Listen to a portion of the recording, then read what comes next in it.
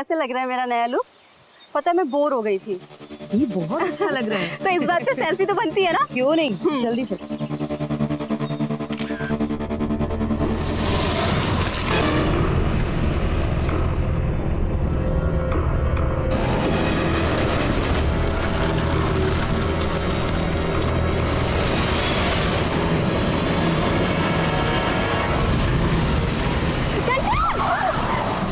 साले अंधे, तुझे दिखाई नहीं देता क्या?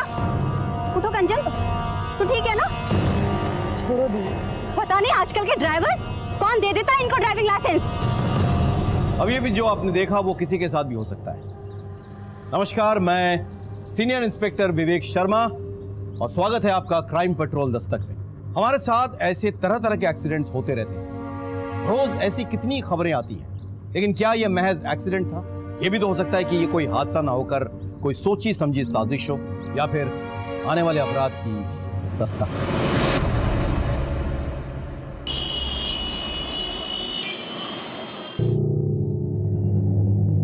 कब आओगी? अरे कानपुर तो जा रहा हूँ मैं, 3 दिन में वापस आ जाऊंगा। वो शर्ट मत रख, टाइट हो गई है। जीजू को देखो, रोज सुबह उठकर जॉगिंग करने के लिए जाते हैं।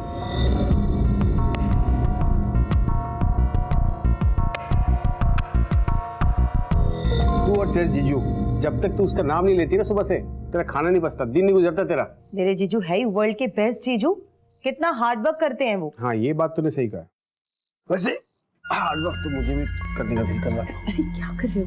क्या कर रहा हूँ मैं? पापा आज हम भी आपके साथ सोएंगे। पापा कल आप चले जाएंगे ना, इसके लिए आज हम आपके साथ ही सोएंगे। मैं भी। ठीक है बेटा, आओ। ध्यान रखना अपना। हाँ।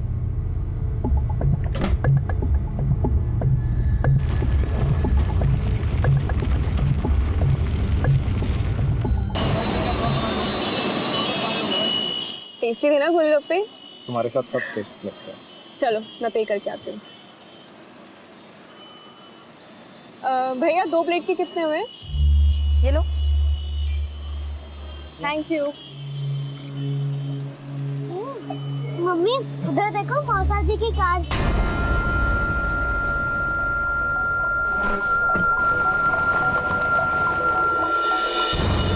ये पैसे लो। चलो।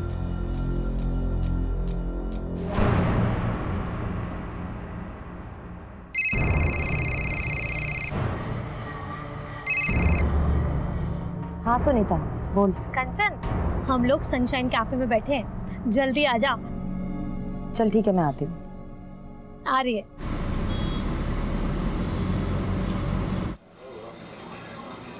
हाय। हाय, कैसी हो? तो क्या गॉसिप हो रही है यहाँ?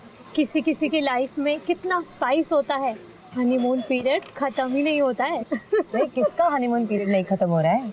वो देखना कपल तेरे पीछे।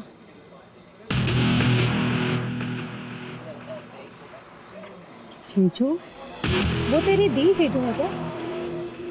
नहीं नहीं, वो पीछे से देखने में मुझे ऐसा लगा मेरे जीजू हैं। कोई और है। ओके। अच्छा सुनो, मैं चलती हूँ, मुझे बच्चों को ना पिक करना है ट्यूशन। अरे अभी तो आई हो, क्या बैठ रहा हूँ थोड़ा सा। नहीं नहीं, लेट हो रहा है, मैं ना फिर कभी आऊंगी। हाँ अच्छा, तू भी ना। Bye bye.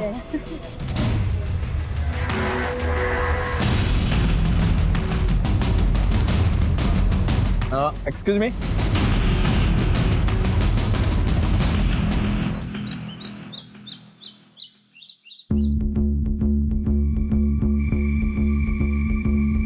क्या कर रहे हो तुम दोनों?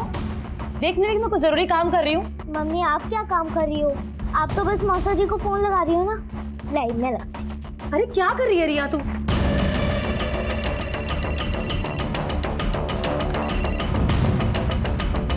हेलो साली साहिबा। मौसा जी, मैं आपकी साली साहिबा नहीं हूँ, मैं आपकी रियू हूँ, रियू। ओह, तो हमारी रीयू को कैसे याद आई हमारी? मुझे नहीं आई, मम्मी को आई। वो तो बार बार आपको फोन कर रही हैं और काट रही हैं। कुछ इम्पोर्टेंट काम होगा, फोन दो जरा। सुना है कोई हमारी याद में बहुत तड़प रहा है। जीजू वो जुबान भी कांप रही है। बहुत मिस कर रही हो क्या? कवल कहाँ है? वो तो बिजनेस ट्रिप के लिए बाहर गए हुए हैं। अच्छा तभी। आ जाऊं? साथ में तुम्हारी बोरिंग दीदी को भी ले आता हूँ। वो बच्चे संभाल लेगी और हम मस्ती करेंगे।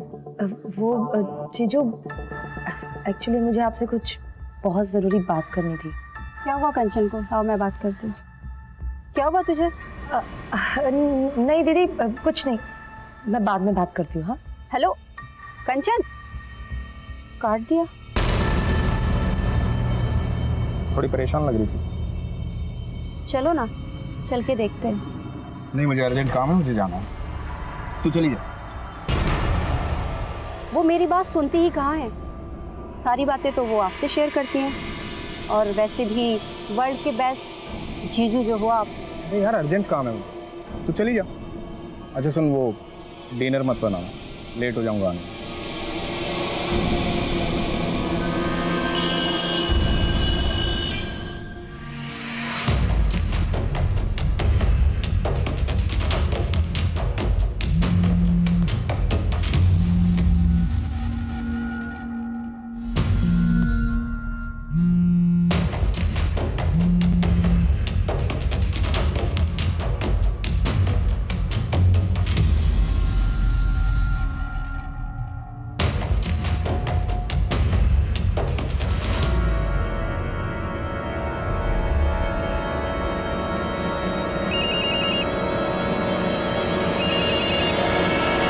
जीजू, इतनी रात को भी जीजू की याद आ रही है तुम्हें? हाँ, अब जीजू का नाम लेके इतना भी मत जला। नहीं, वो एक्चुअली जीजू का कॉल आने वाला था तो मैंने सोचा कि। तो ठीक है ना? हाँ, क्यों? नहीं, थोड़ी परेशान लग रही है तुम। नहीं, बस आपको मिस कर रही हूँ। मेरी हॉट बीबी, मेरे बच्चों का ख्याल रखना। कानपुर से जल्दी आकर हॉट बीबी और बच्चों को ढेर सारा प्यार दूंगा मैं। अभी रखता हूँ। Love you too, bye. Bye.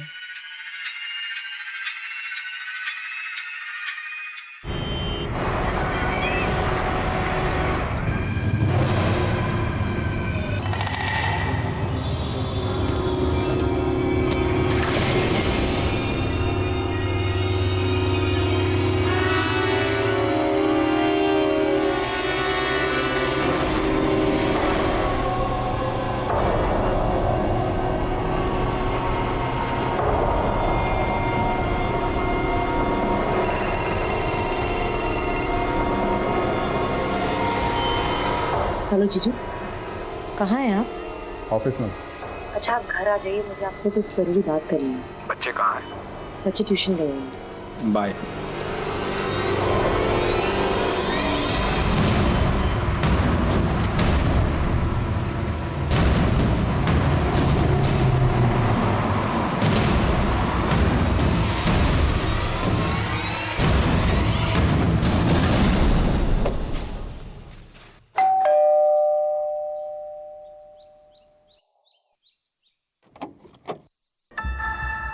Pretty pretty flowers मेरी प्रीटी प्रीटी साली के लिए।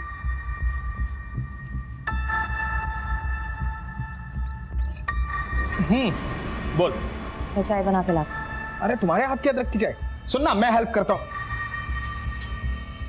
भाई मेरी साली और उसके हाथ की चाय, दुनिया में इन दोनों का कोई मुकाबला नहीं है। चाय पत्ती, हाँ चाय पत्ती, चीनी, पता है तुम्हें? वो तो तुम्हारी दीदी पहले मिल गई। तुम्हारी दीदी पहले नहीं मिलती ना, तो शादी तो मैं तुमसे करता। हाँ मिल्क, हाँ ये रहा मिल्क, ये लो। तो ठीक तो है ना?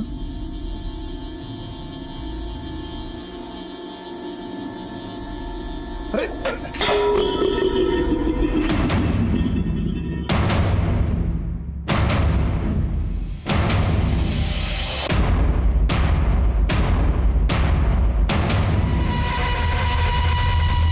सी, आई एम सॉरी। जो हुआ उसे भूल जाओ, ऐसा नहीं होना चाहिए। किसी को बताना मत, बहुत बदनामी हो गई।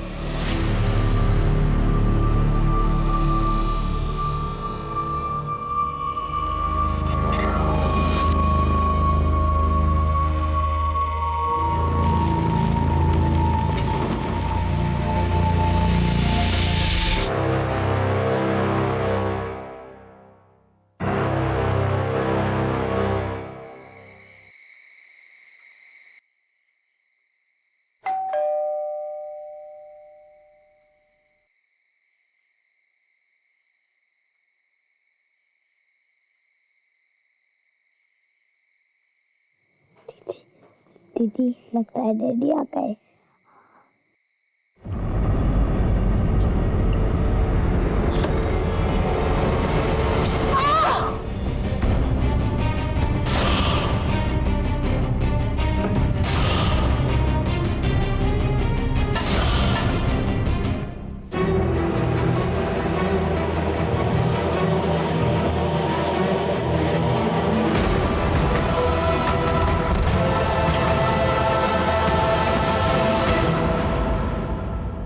कहाँ गए थे? अरे वो बिजनेस का कुछ काम आ गया था इसलिए। तुम भी ना। अब कल घर चले जाओगे, थोड़ा समय तो मेरे साथ बिताया करो। मैं तो हमेशा तुम्हारे साथ रहना चाहता हूँ। सच।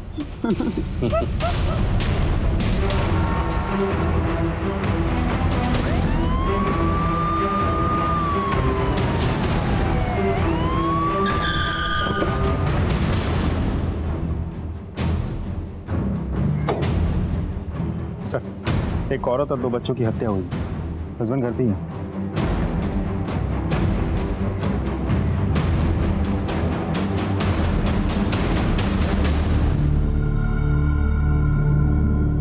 ये कब और कैसे हुआ?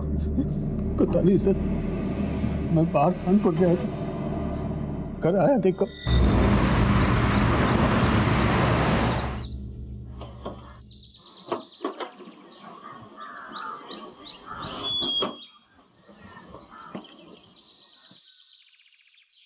सुबह सुबह ही कहाँ चलेगी?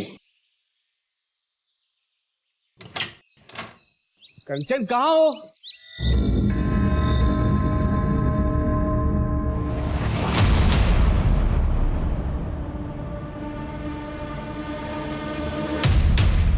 सर, मुझे तो ये रॉबरी का केस लगता है। अलमारी का लॉक तोड़ा गया है, तिजोरी बिल्कुल खाली है। और ये देखिए सर, ब्लड के ट्रेसेस भी तो हैं। तुम्हें तो कह रहे थे कि कोई फोर्स एंट्री नहीं हुई है। जी सर, मैंने चेक किया था, कोई पोस्ट एंट्री तो नहीं हुई थी। लेकिन सर, ऐसा भी तो हो सकता है कि कंचन ने बिना देखे दरवाज़ा खोला हो और किलर ने अंदर आते ही तुरंत उस पर अटैक किया हो। क्योंकि जिस तरीके से कंचन की बॉडी नीचे दरवाजे के बिल्कुल पास पड़ी है और ब्लड के ट्रेसेस भी दिख रहे हो, इससे ये बात तो साफ हो जाती है कि किलर ने उसे दरवाजे के आसपास ही कहीं मारा। काम करो, फॉरेंसिक से कहो कि अलमारी से ब्लड सैंपल्स और फिंगरप्रिंट्स कलेक्ट करें। सर, अच्छा, ऊपर वाले अलमारी में कोई कैश ज्वेलरी वगैरह कुछ था क्या? 2-3 लाख रुपए कैश और 3 लाख के गहने भी थे। कुछ भी नहीं। ज्वेलरीज की फोटोग्राफ्स है आपके पास? इनसे ज्वेलरीज की फोटोग्राफ्स कलेक्ट कर लेना। हाँ, टाइम से। विनीत, फॉरेंसिक के बाद तुरंत बॉडी पोस्टमार्टम के लिए भेजो। सर, मैं ये कह रहा था कि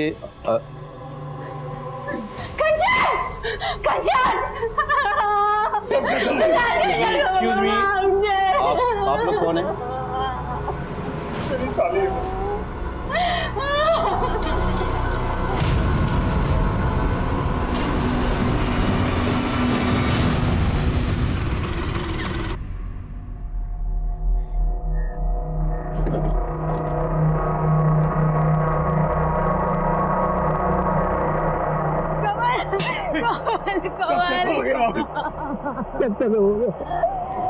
कंचन बच्चे सब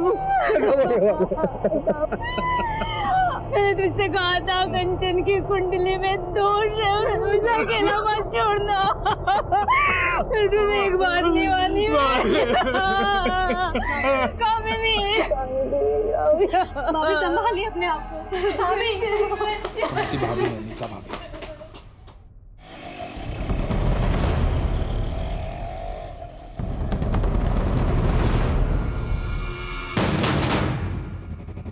फुटेज निकालो। सर, कंचन को अपराध की दस्तक मिली थी पर उसने नहीं सुनी, जान गंवा बैठी और साथ ही साथ उसके 2 मासूम बच्चे भी मारे गए। इनिशियल इंक्वायरी में हमें फैमिली में कोई प्रॉब्लम नहीं दिखी। हमें लग रहा था कि ये कोई लूटपाट का केस है। ऐसे में कुछ नए एविडेंसेस हमारे हाथ आए। सर, फॉरेंसिक और पोस्टमार्टम रिपोर्ट आ गई है। तीनों के स्कल में फ्रैक्चर है सर। सर पे किसी भारी चीज से मारा गया। वैसे घर में मुझे कोई सस्पिशियस फिंगरप्रिंट नहीं मिले, लेकिन हाँ सर, ये घर के बाहर की जो फुटेज है, यहाँ मुझे कुछ सस्पिशियस लग रहा है। मैं आपको फुटेज दिखाता हूँ।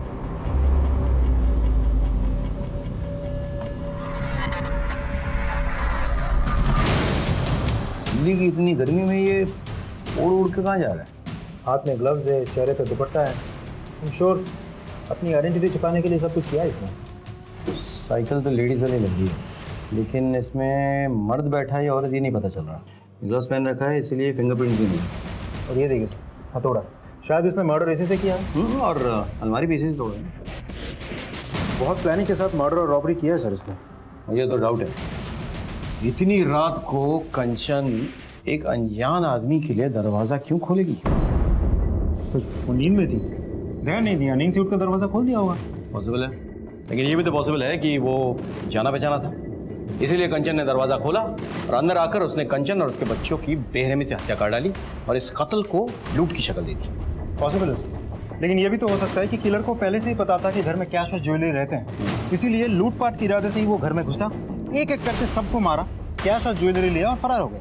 यही तो पता करना है कि ये लूट के लिए मर्डर था या मर्डर करके से लूट की शक्ल दी गई। एनीवे, साइकिल का कुछ पता चला? सर मैंने सारे फुटेज चेक किए, लेकिन कंचन के घर से 2 गली तक ही फॉलोअप कर पाए, फिर साइकिल कुछ पता नहीं चला। अंजना, तुम एक काम करो, वो एरिया के आसपास भी चेक करो, हो सकता है वहाँ से कुछ पता चले। ओके, देखना यह है कि कंचन की किसी से दुश्मनी थी या नहीं।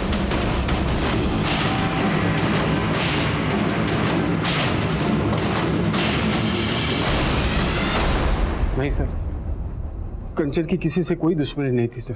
उसकी तो कभी किसी से छोटी मोटी लड़ाई भी नहीं हुई सर। सर कुछ कहना है? सर कुछ दिन पहले की बात है, मैं और कंचन मार्केट में थे और जब हम मार्केट से घर लौट रहे थे तो तभी एक कार बहुत तेजी से कंचन की तरफ आई।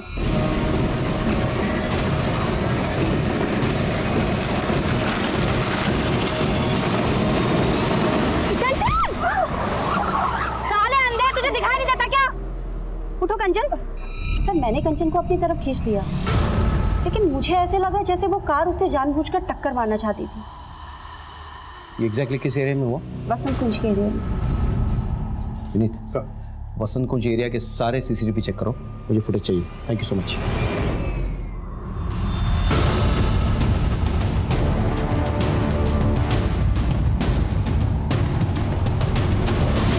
फुटेज में ड्राइवर का चेहरा कुछ क्लियर नहीं है। गाड़ी के डिटेल्स निकलवा। सर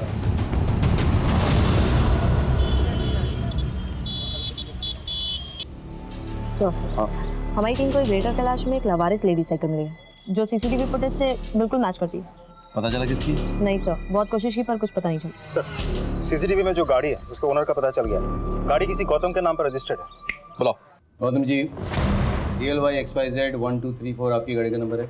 जी सर। 14 तारीख को आप अपनी गाड़ी में कहाँ जा रहे थे? मैं कहाँ जाऊँगा सर, मेरी तो कार ही चोरी हो गई है। चोरी हो गई मतलब? हाँ साहब, मुझे ये लगा कि आप मेरे कार के बारे में बताने के लिए यहाँ बुलाए। मैंने FIR दर्ज करवाई थी करोलबाग थाने में। ये देखिए उसकी रिपोर्ट।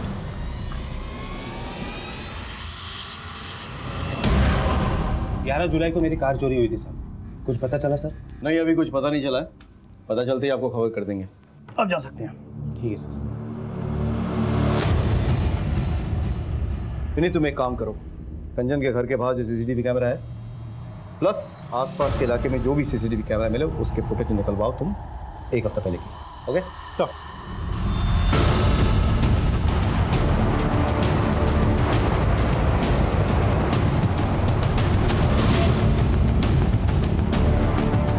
सर मैंने कंचन के घर के बाहर की 1 हफ्ते की फुटेज निकलवाई है, कुछ दिखाना चाहता हूँ।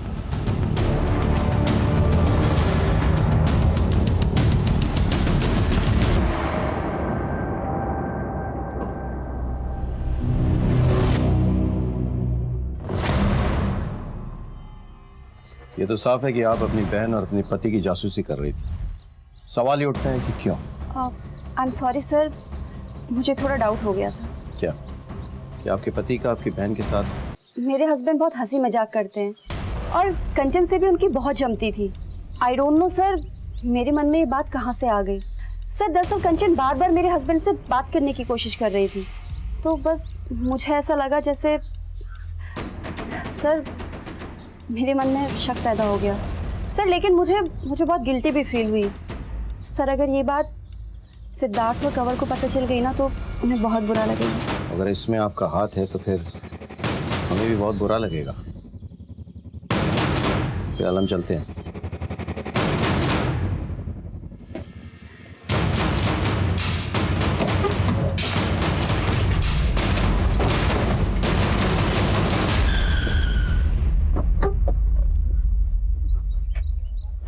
हमने कामिनी पर नजर रखी, उसके कॉल रिकॉर्ड्स निकलवाए, लेकिन वो क्लीन लग रही थी। और भी कई सारे लीड्स हमारे हाथ आए, लेकिन उससे कोई फायदा नहीं हुआ। सारे रास्ते कहीं ना कहीं जाकर बंद हो रहे थे।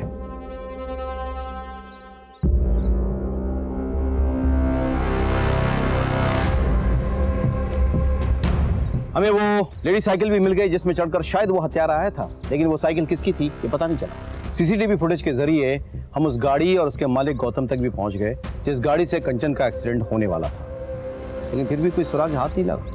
हमने करोलबाग पुलिस स्टेशन में पता किया, पता चला कि गौतम सच बोल रहा था। गौतम का कोई पुराना क्रिमिनल रिकॉर्ड्स भी नहीं मिला। पता नहीं क्यों मुझे ऐसा लग रहा था कि हो ना हो कोई जानने वाला है जिसने कंचन और उसके बच्चों को मारा है। मैंने कहा कि चलो घर वालों की हिस्ट्री निकालो। जब हमने कंवल का कॉल रिकॉर्ड चेक किया तो मुझे शक हुआ। सर कंवल की कॉल रिकॉर्ड आ गई। वो कानपुर कभी गया ही नहीं था, यहीं था दिल्ली में, पहाड़गंज एरिया में।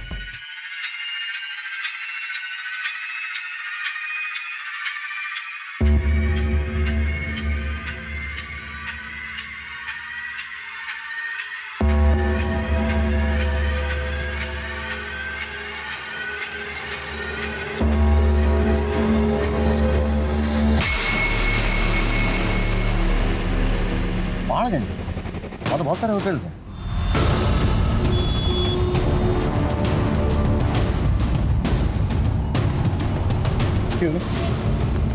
ये फोटो देखिए जरा, कंवल खन्ना आपके होटल में आया था? जी सर, ये और इनकी मिसेज दोनों आए थे। पैसा दिखा। Khanna, mister and Mrs Khanna. CCTV है यहाँ पे? हाँ जी। फुटेज निकाल इस टाइम का।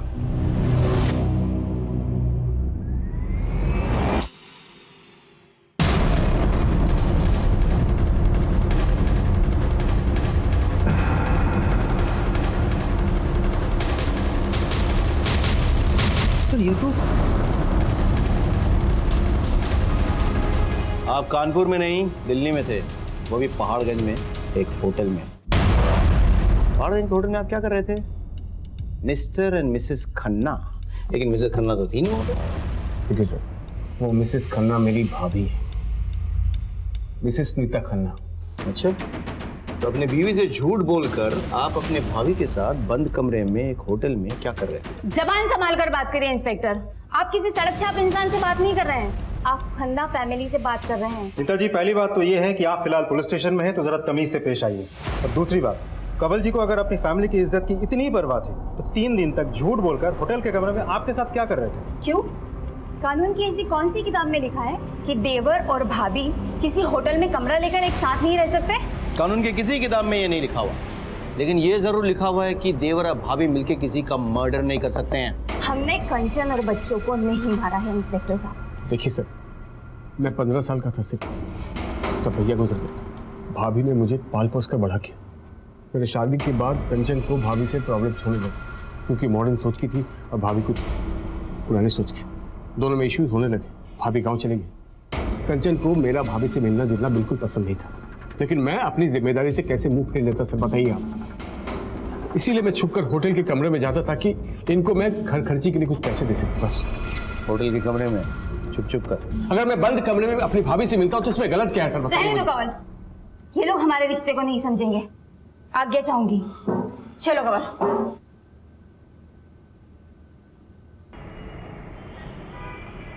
सोने की जरूरी मीटिंग है, आने में देर हो जाएगी, खाना खा लेना। आज जाना जरूरी है क्या? मुझे कुछ अच्छा नहीं लग रहा, प्लीज रुक जाओ।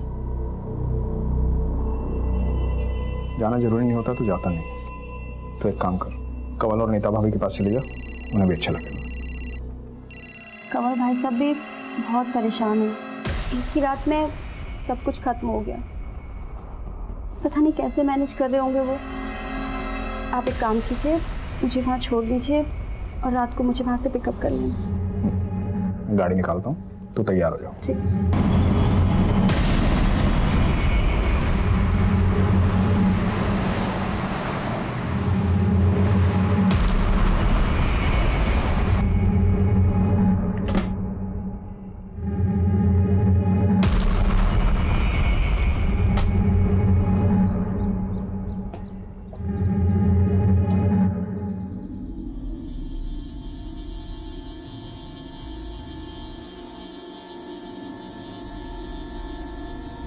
नीता भाभी, कंवल भाई साहब, भाभी।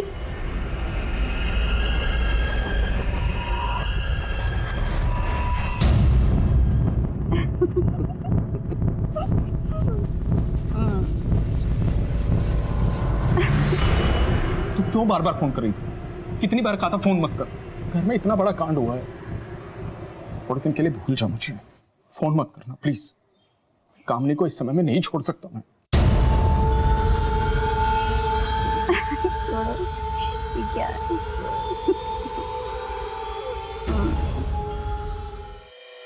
Siddharth, I need your help Siddharth, मुझे तुम्हारी जरूरत है। बेबी प्लीज समझने की कोशिश करो प्लीज। तुम समझने की कोशिश करो सिद्धार्थ, आई एम प्रेग्नेंट।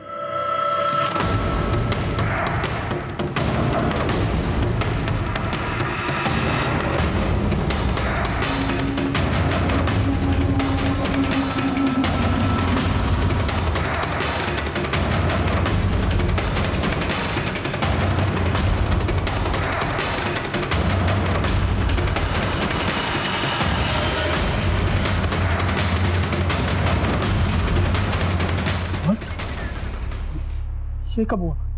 अरे हमने प्रोटेक्शन यूज की थी। कभी कभी प्रोटेक्शन फेल हो जाती है। बेबी मैंने तुम्हें बताया था हमारा कोई फ्यूचर नहीं है। और देखो मैंने बताया था मैं शादीशुदा हूँ। ये सब बताने की जरूरत नहीं है। अरे मैं नहीं बोल रही हूँ कि तुम मुझसे शादी करो या मेरे बच्चे को अडॉप्ट करो। मैं खुद इस बच्चे को नहीं अपनाना चाहती हूँ। मैं अपना करियर स्पॉइल नहीं करना चाहती इस बच्चे के लिए। मैं सिर्फ इतना चाहती हूँ कि तुम मेरे साथ हॉस्पिटल चलो। अगर मैं अकेले जाऊंगी ना सिद्धार्थ, तो ये मेरे लिए बहुत बड़ी एम्बैरेसमेंट होगी। मैं बस तुमसे रिक्वेस्ट कर रही हूँ, बस एक बार ये अबॉर्शन हो जाए ना, उसके बाद देखते हैं हमारे रिलेशनशिप का क्या करना है।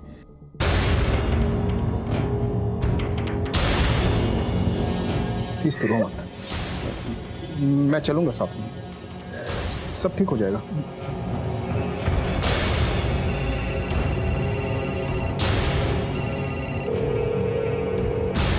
ये सिद्धार्थ फोन क्यों नहीं उठा रहे? सिद्धार्थ, मेरी इस हालत में भी तुम्हें तुम्हारी वाइफ की पड़ी हुई है ना।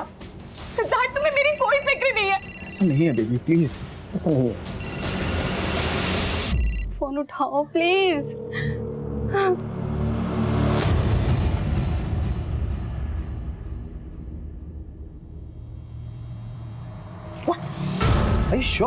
हाँ सर, कंवल ने ही मारा है मेरी बहन को।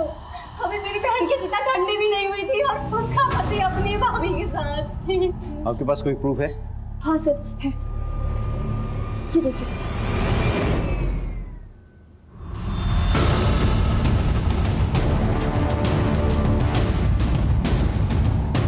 सर।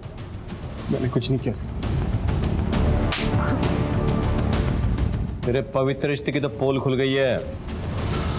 अपने बीवी बच्चों को क्यों मारा ये तू बताएगा या तेरी पूजनीय भाभी? मेरा यकीन कीजिए सर, हमने कुछ नहीं किया।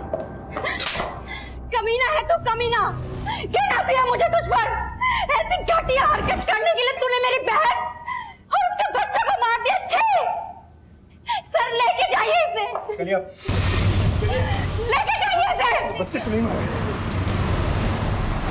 लगता है मैं अपने खुद के बच्चे को मारूंगा। छोड़ो मुझे। तो गलत फहमी हुई है। मेरी साली को मारा तूने? हाँ? मेरी साली को मारा तूने?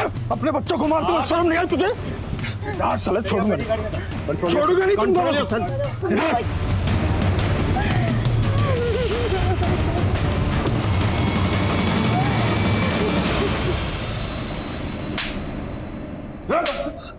तब तक मारूंगा जब तक सच नहीं बोलेगा।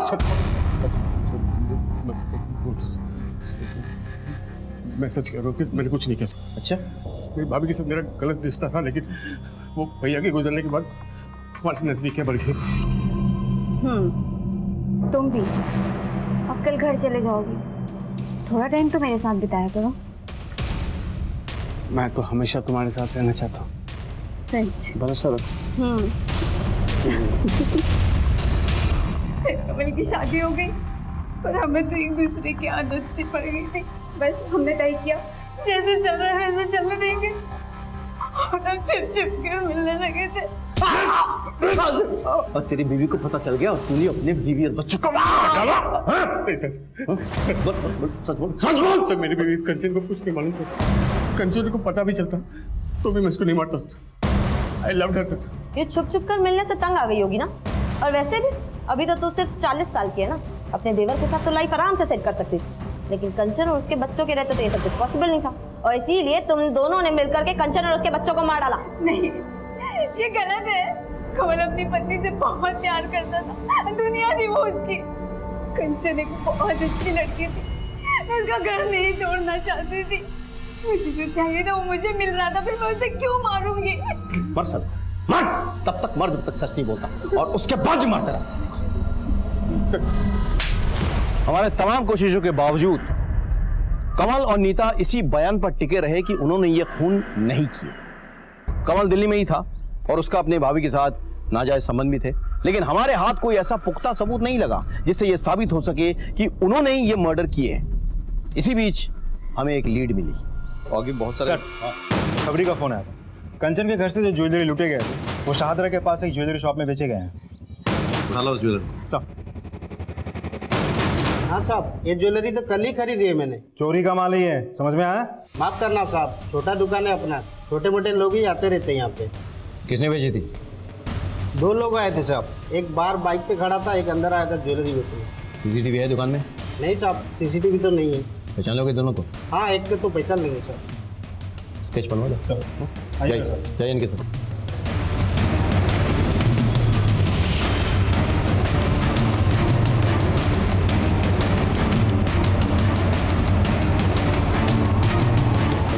सर स्केच बन गया।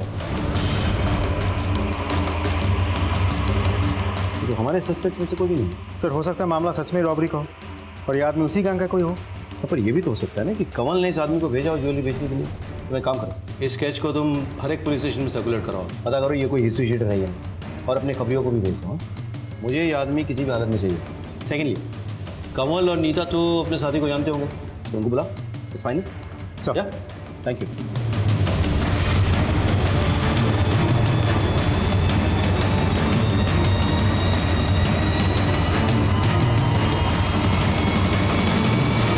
पहचानते हो? नहीं सर। आप? नहीं सर। इसे पहचानते हो आप? नहीं सर। कामिनी जी कहाँ है? शायद वो जानती हो। वो कैसे जानेगी सर? उसके सारे फ्रेंड्स को मैं जानता हूँ, मैंने कभी नहीं देखा इसे। और वैसे भी कंचन और बच्चों की आत्मा।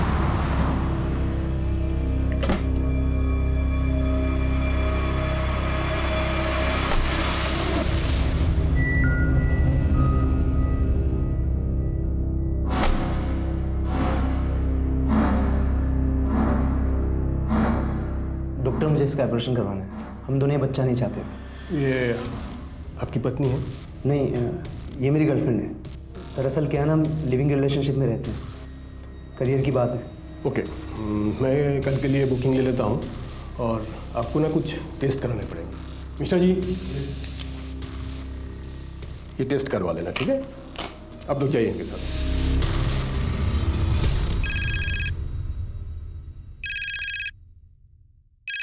हेलो। हाँ सर, आपने जो स्केच दिया था वो लड़का आया है क्लिनिक में एक लौंडिया लेकर, अच्छा बच्चा गिराने की बात कर रहे हैं। हाँ सर, कल सुबह आएगा फिर। गुड गुड, ठीक है, थैंक यू सो मच।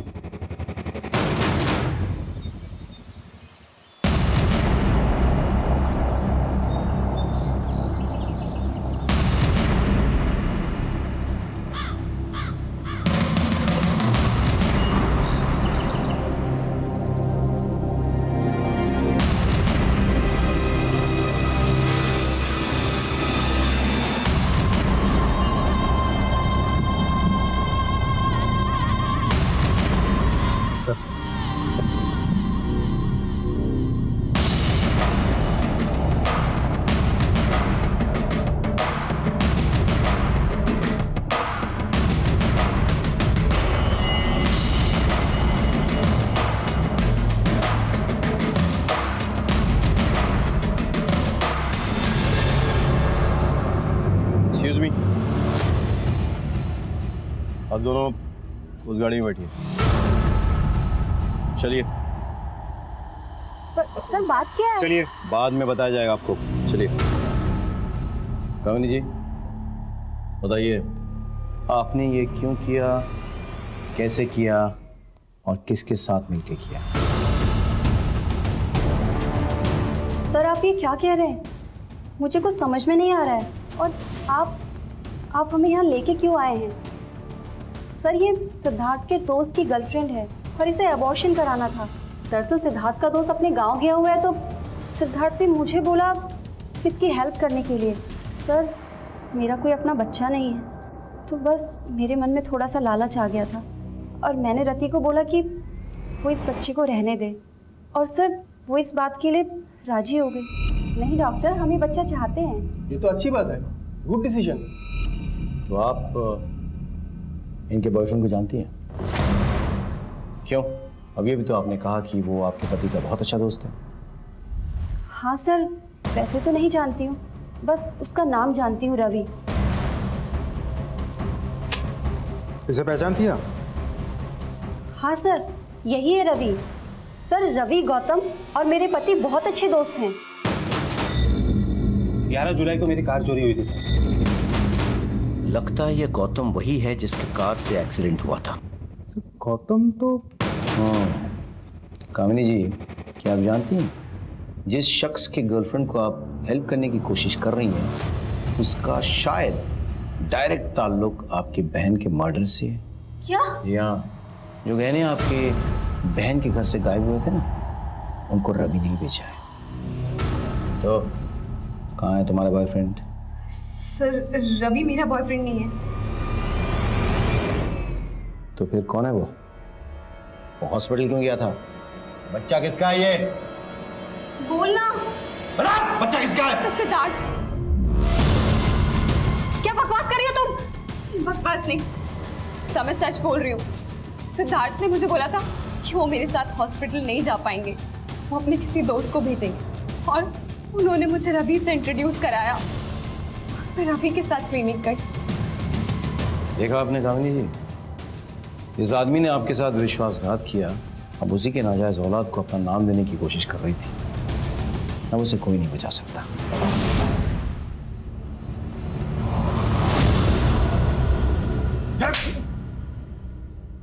चल। सर कंचन को मेरे और रति के बारे में पता चल गया।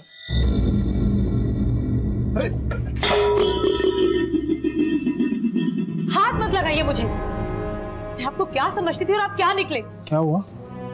क्या बोल रही है तू? आप मेरी दी को चीट कर रहे हो और बोल रहे हो क्या हुआ? मैंने खुद अपनी आंखों से आपको उस लड़के के साथ देखा है। यहाँ पर मैं सारा दिन आपके नाम की माला जपते नहीं थकती कि मेरे जीजू वर्ल्ड के बेस्ट जीजू हैं। और आप एक घटिया इंसान निकले। शर्म आती है मुझे आपको जीजू कहते हुए भी। I'm sorry कंचन, माफ कर दो मुझे।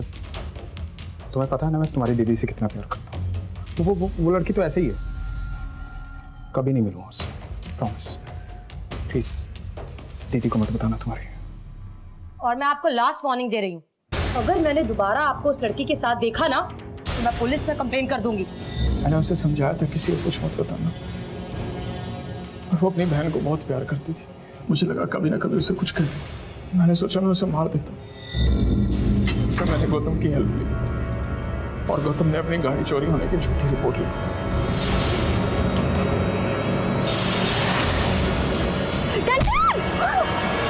वो बच गई थी सर। मेरी टेंशन और बढ़ गई थी। मुझे लगा कि मुझे खुद उसे मारना होगा। मैंने अपनी बीवी कामली के कपड़े पहने और मैंने रास्ते से लेडीज साइकिल उठाई और फिर मैं कंचन के घर गया।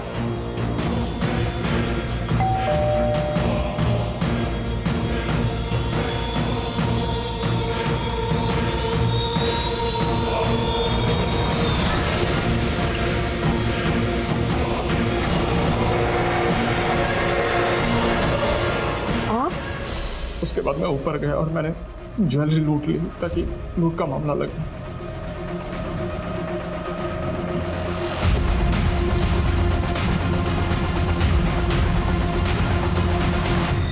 मैंने सारी ज्वेलरी गौतम और रवि को दे दी और मैंने उन्हें कहा था कि इसे बेचना मत, पर वो साले कमीने। वो कमीना है? कमीना तूने उस औरत को मारा जो तुझे इतना मानती थी, इतना भरोसा करती थी, और सिर्फ उस औरत को नहीं, तूने उसके 2 मासूम बच्चों को मार डाला। तुझे तो जो सजा मिले वो भी कम है। तेरे जैसे लोगों के कारण अपनों पर से भरोसा उठ जाता है। विश्वासघात बाहर से नहीं आते हैं, तेरे जैसे घर में पैदा होते हैं।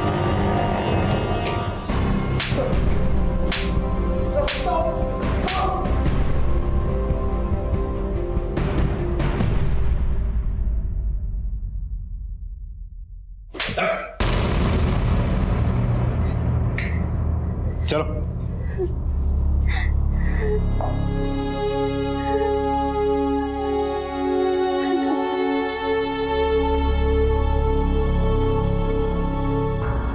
कंचन को अपराध से पहले बार बार दस्तक मिली।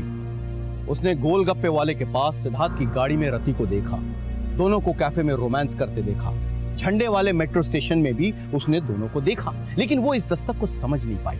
वो ये नहीं समझ पाई कि जो आदमी अपनी पत्नी को धोखा दे सकता है वो किसी भी हद तक गिर सकता है। लेकिन उसने इस बात का जिक्र अपने दीदी से नहीं किया, क्योंकि वो अपने दीदी के घर में दरार नहीं पैदा करना चाहती थी। वो तो इस दस्तक को भी नहीं पहचान पाई कि उसकी दीदी कामिनी के मन में उसकी और जीजाजी को लेकर शक पैदा हो गया था। यहां तक कि कामिनी ने भी एक दस्तक को नजरअंदाज किया। जब गौतम की गाड़ी ने कंचन को टक्कर मारने की कोशिश की, तब कामिनी को ऐसा लगा कि ये ड्राइवर जानबूझकर कर रहा था, लेकिन उसने इस बात को सीरियस नहीं लिया। वो अपने प्रॉब्लम्स में इतनी उलझी हुई थी कि उसने इस दस्तक को सुनकर भी अनसुना कर दिया। अगर उस वक्त कामिनी पुलिस स्टेशन चली गई होती तो शायद आज कंचन जिंदा होती और साथ में उसके बच्चे भी। इसी के साथ मैं सीनियर इंस्पेक्टर विवेक शर्मा आपसे विदा लेता हूं। कल फिर मिलेंगे। सतर्क रहिए, देखते रहिए क्राइम पेट्रोल दस्तक। मकसद सिर्फ बताना नहीं, बचाना है। जय हिंद।